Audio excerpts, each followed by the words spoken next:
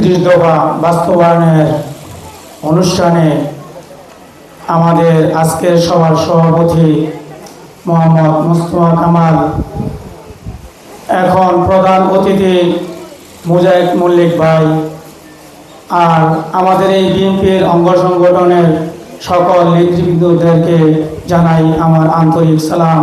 আসসালামু আলাইকুম ওয়া রাহমাতুল্লাহ। আমরা বিগত অনেক দিন যাবত যে রাজনীতি করে আসছি, আমরা এরকম রাজনীতি শিখি নাই লুটপাটের রাজনীতি।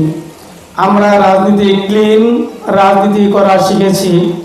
যেরকম আমরা আন্দোলন, আমাদের সোনারগাঁয়ের মাধ্যমে কিছু লোক বলে যে তারা এখন নতুন নতুন লোক গজাইছে, কিন্তু কিছু কিছু লোক আছে এরকম কাজে করেছে তারা যারা নাকি সোনারগাঁয়ের লোক চক্ষু দেখে নাই।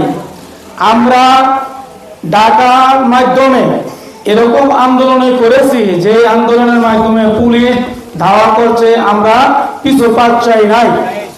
এখন ওই সময় আমাদের এলাকার থেকে লোক নেওয়ার জন্য দেখা যাচ্ছে পাও ধরা বাকি ছিল, পাও ধরে ধরে আমাদের লোক নিতে হয়েছে ঢাকা।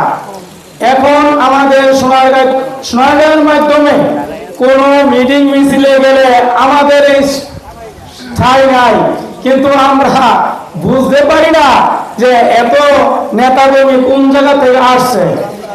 তারপরও তাদেরকে ধন্যবাদ জানাই, তারা যেন বিএনপির পক্ষে কাজ করে, কারণ বিএনপির বিরোধী তো আর যায় না যে কোনো দানের শীষে। এখন আমরা এরকম রাজনীতি করা শিখেছি যাতে আমাদের কোনো দোষ গুণ মনে হয় না যে কেউ পাবে। আমরা একদম ক্লিয়ার রাজনীতি করি। তারপরে এই জন্য আমরা চাই যে আমাদের পাশে এরকম একজন লোক দাঁড়াক, যে আমাদের এই লোকের পিছন কোনো ব্যাকগ্রাউন্ড নাই। এখন ওই লোক যদি আমরা পাই, আমরা চাই ওই লোকের পিছনে আমরা কাজ করতে। এখন মুজাহিদ মল্লিক ভাই আমাদের যে সোনারগাঁও 3 আসনের জন্য এখন যে নমিনেশন প্রত্যাশী, আমরা চাই ওনার নমিনেশন আনার পর আমরা সকলে একত্রিতভাবে ওনার কাজ করে যাব ইনশাআল্লাহ।